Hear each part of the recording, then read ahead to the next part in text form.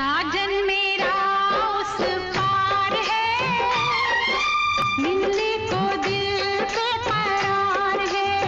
चूड़ियां खनकी खनकाने वाले आ गए। एक एक हो जाए फिर घर चले जाना। दोस्तों, इस वीडियो में हम बात करेंगे बॉलीवुड सन 1988 की बहुत सारी सुनहरी यादों के बारे में।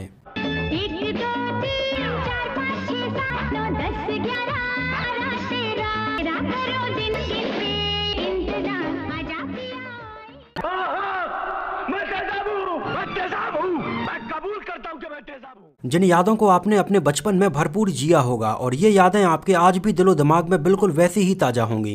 फिर चाहे बहुत सारे लोगों के साथ इकट्ठे बैठकर उस टाइम पर रामसे ब्रदर्स की हॉरर फिल्में देखना हो, जैसे सन 1988 में ही रामसे ब्रदर्स की फिल्म वीराना रिलीज हुई थी। उस टाइम पर ये हॉरर फिल्म देखने के बाद लोगों के मन में डर कुछ इस कदर बैठा था कि ये फिल्म देखने के बाद लोग अकेले में उस टाइम पर बाथरूम करने तक नहीं जा पाते थे। इसके अलावा इसी साल कयामत से कयामत तक, तेजाब, शहंशाह, पाप की दुनिया और खून भरी मांग जैसी बेहतरीन फिल्में रिलीज हुई थीं। तो इस वीडियो में हम ऐसे ही सन 1988 की फिल्मों के बारे में, उनके म्यूजिक के बारे में, उस साल बॉलीवुड में कितना कुछ बदलाव हो रहा था और कौन सा एक्टर उस टाइम पर क्या कर रहा था, इन सारी चीज़ों के बारे में हम इस वीडियो में डिटेल से बात करने वाले हैं। तो चैनल को सब्सक्राइब कीजिए और वीडियो पूरा देखते रहिए। वैसे अगर बात करें पूरे 80 के दशक की, तो इस पूरे दशक में हमें जो एक नई चीज़ सुनने के लिए मिली थी तो वो था डिस्को वाला म्यूजिक। इलेक्ट्रॉनिक इंस्ट्रूमेंट से निकाली गई इन आवाज़ों को लोगों ने उस टाइम पर बहुत ज़्यादा पसंद किया था।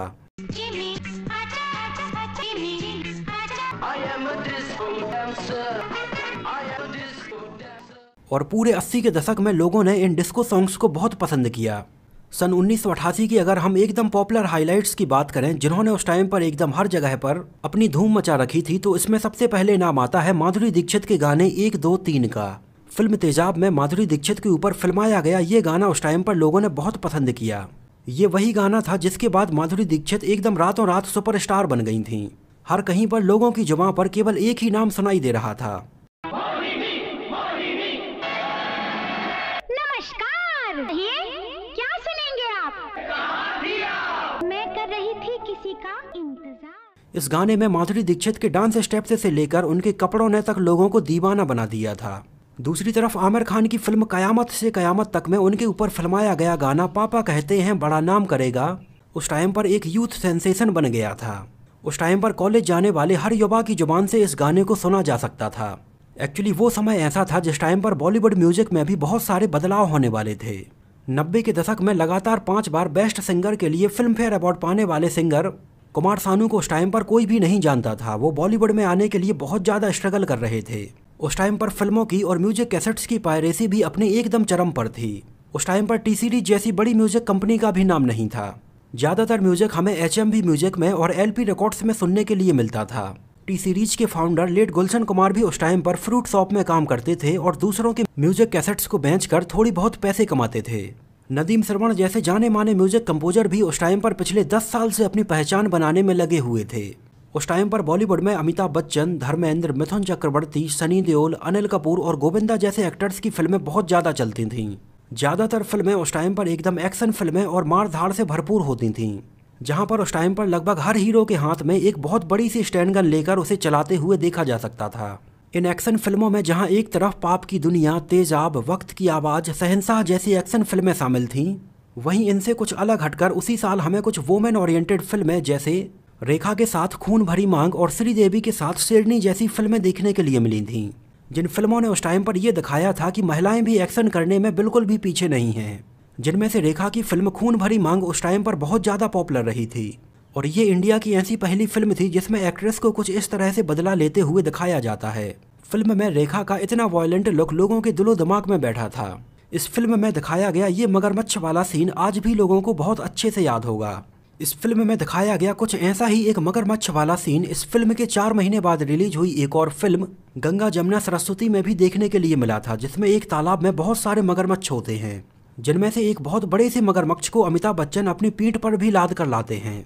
1988 में इन दोनों ही फिल्मों में दिखने वाले इन मगरमच्छ के बारे में उस टाइम पर लोग आपस में चर्चा किया करते थे कि ये फिल्मों में दिखने वाले मगरमच्छ देखने में तो एकदम असली लगते हैं, ये असली हैं या नकली। और शायद आज तक भी बहुत सारे लोग इस बारे में एकदम कंफ्यूज होंगे।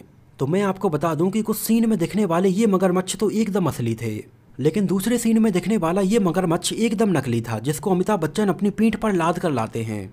इसको पूरा एक रबड़ से एकदम असली मगरमच्छ की तरह बनाया गया था। इसके अलावा सन 1988 की एक और सबसे बड़ी हाईलाइट थी फिल्म कयामत से कयामत तक। सन 1988 में आई ये म्यूजिकल ड्रामा फिल्म एक ट्रेंड सेटर फिल्म साबित हुई थी। और अगर वैसे देखा जाए तो फिल्म कयामत से कयामत तक के बाद ही आगे आने वाली फिल्मों में ऐसा मेलोडियस म्यूजिक सुनने के लिए मिला था। ये फिल्म उस टाइम पर आ रही एक्शन फिल्मों से एकदम अलग हटकर फिल्म थी। फिल्म के इतने रोमांटिक गानों ने उस टाइम पर लोगों का ध्यान एक्शन से हटाकर प्यार की तरफ मोड़ दिया था। 1988 में आई इस फिल्म के बाद ही 1990 में आने वाली ऐसी रोमांटिक ड्रामा फिल्मों का चलन शुरू हुआ था। और इस फिल्म का ये मेलोडियस म्यूजिक सुनने के बाद ही लोगों का म्यूजिक में भी टेस्ट बदलने लगा था। इस फिल्म से मिस्टर परफेक्शनिस्ट कहे जाने वाले आमिर खान और जूही चावला ने बॉलीवुड में अपना डेब्यू किया था। एक्चुअली उस टाइम पर इस फिल्म में पूरे यंगस्टर्स ही काम कर रहे थे, जिसमें आमिर खान और जूही चावला के अलावा फिल्म के डायरेक्टर मंसूर खान की भी बतौर डायरेक्टर ये डेब्यू फिल्म थी। मंसूर खान 70 और 80 के दशक के जाने माने डायरेक्टर नासिर हुसैन के बेटे थे और नासिर हुसैन आमिर खान के चाचा थे, जिन्होंने फिल्मों में आमिर खान को पहला ब्रेक दिया था। इस फिल्म को उस टाइम पर ज़्यादातर लोग एकदम नए जमाने की फिल्म बोलकर बुलाते थे। इस फिल्म के डिटेल से अननोन फैक्ट का वीडियो मैंने ऑलरेडी बनाया हुआ है। अगर आप लोग ये वीडियो देखना चाहते हैं तो हमारे चैनल में जाकर इसको देख सकते हैं। इनके अलावा सन 1988 में पहली बार सलमान खान भी हमें किसी फिल्म में नजर आए थे। उनकी ये फिल्म थी बीबी हो तो ऐसी, जिसमें सलमान खान की आवाज़ को भी डब किया गया था। और इसके एक साल बाद सन 1989 में सलमान खान ने बतौर लीड एक्टर फिल्म मैंने प्यार किया से अपना डेब्यू किया था। सन 1988 ऐसा साल था जिस टाइम पर बॉलीवुड के एक से बढ़कर एक एक्टर और एक्ट्रेस अपना डेब्यू कर रहे थे, जिसमें आमिर खान, सलमान खान और जूही चावला के अलावा माधुरी दीक्षित भी रातों रात सुपरस्टार बन गई थीं। उनकी फिल्म तेजाब के बाद तो माधुरी दीक्षित के शहर में हर कहीं पर बड़े बड़े पोस्टर से देखे जा सकते थे। इनके अलावा सन 1988 में ही चंकी पांडे का कैरियर भी एकदम फायर की तरह आगे बढ़ रहा था। हालांकि चंकी पांडे ने सन 1987 में आई फिल्म आग ही आग से अपना डेब्यू किया था, लेकिन सन 1988 में आई बहुत सारी फिल्मों में चंकी पांडे हमें back to back supporting roles में नजर आए, जिनमें तेजाब, पाप की दुनिया, खतरों के खिलाड़ी, गुनाहों का फैसला और अग्नि जैसी फिल्में शामिल थीं। और इन फिल्मों के बाद ही चंकी पांडे को आगे भी सपोर्टिंग रोल्स में फिल्मों में साइन किया जाने लगा था और चंकी पांडे का कैरियर बहुत ही कम समय में एकदम पीक पर पहुंच गया था। सन 1988 में इन फिल्मों के अलावा लोगों के घरों पर टीवी भी बहुत ज़्यादा पॉपुलर हो रही थी। उस टाइम पर केवल ब्लैक एंड व्हाइट टीवी का जमाना था और टीवी पर भी केवल एक ही चैनल दूरदर्शन बस आता था, जिनमें भी न्यूज और कृषि के अलावा बहुत ही कम समय के लिए एक ही फिल्मी कार्यक्रम चित्रहार बस आता था, जिसमें ही लोगों को उस टाइम पर नई फिल्मों के गाने और उनके वीडियो देखने के लिए मिलते थे। कुछ पुरानी फिल्में भी उस टाइम पर दूरदर्शन पर बाइस्कोप में दिखाई जाती थीं, जिनको 2 से 3 दिनों में पूरा कंप्लीट किया जाता था।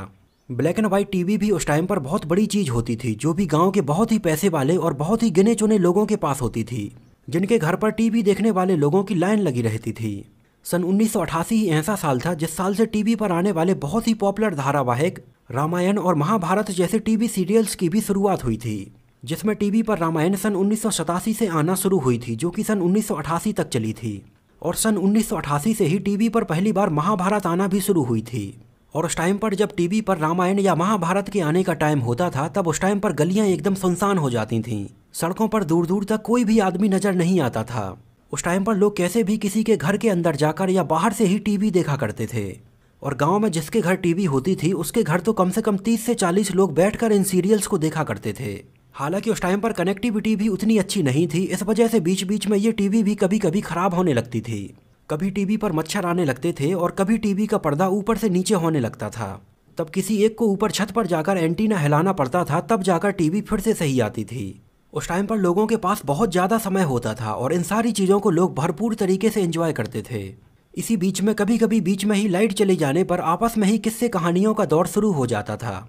सन 1988 की एक और जो सबसे ज़्यादा पॉपुलर चीज़ थी, वो थी रामसे ब्रदर्स की हॉरर फिल्म वीराना। उस टाइम पर फिल्म में सुनसान रास्ते पर दिखने वाली चुड़ैल की दहशत लोगों के दिलों में कुछ इस कदर बैठी थी कि रात का समय तो छोड़िए, भरी दोपहरी में भी लोग अपने घरों से बाहर निकलने में डरा करते थे।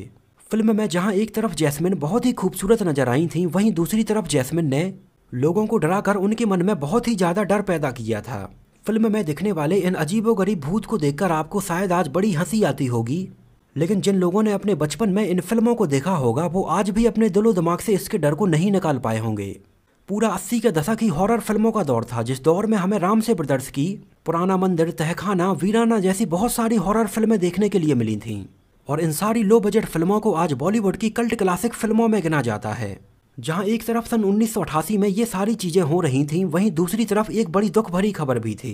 इसी साल बॉलीवुड के शोमैन कहे जाने वाले राज कपूर की मृत्यु हो गई थी, जिनकी फिल्में बहुत ही आइकॉनिक होती थीं और ये फिल्में सीधे उनके दिल से निकलकर लोगों के दिलों से कनेक्ट होती थीं। एक्चुअली राज कपूर की सन 1988 में जिस टाइम पर मृत्यु हुई, उस टाइम पर वो अपनी फिल्म हिना का निर्माण कर रहे थे और इस फिल्म को वो उस टाइम पर लगभग आधे से ज़्यादा कंप्लीट कर चुके थे। लेकिन उनकी बीच में ही अचानक मृत्यु हो जाने के बाद उनकी इस आधी अधूरी फिल्म को उनके सबसे बड़े बेटे रणधीर कपूर ने कंप्लीट करके सन 1991 में रिलीज किया था। इसके अलावा सन 1988 के पहले 2 साल तक सिक्योरिटी रीजन्स की वजह से फिल्म फेयर अवार्ड को भी कैंसिल किया गया था और 2 साल के गैप के बाद सन 1989 में फिल्म फेयर अवार्ड रखे गए थे, जिनमें से सबसे ज़्यादा अवार्ड उस टाइम पर फिल्म कयामत से कयामत तक को मिले थे, जिनमें best director, best film, best music और बेस्ट सिंगर्स जैसे कई अवार्ड शामिल थे।